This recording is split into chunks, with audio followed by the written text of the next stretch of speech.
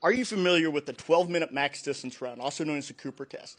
Understanding this is going to be able to help you be able to understand why we do the 2 mile run and be able to explain to people whenever they ask you about it, because it does really matter. There's a lot of combat relevance to this.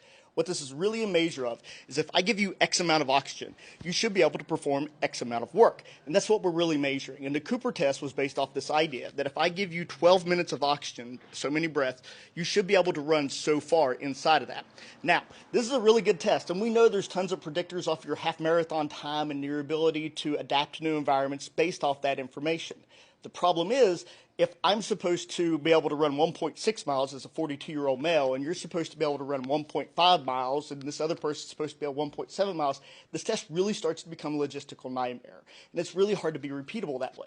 So what they've done is they've roughly taken his chart and scaled it up to what a 2 mile run time would be. The reason they picked 2 miles, it's pretty easy to go find 2 miles anywhere that you go to. It's pretty easy to measure that off. So now the test becomes really repeatable.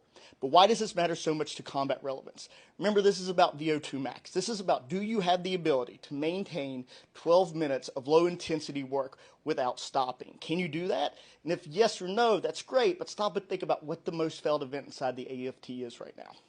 Till the end.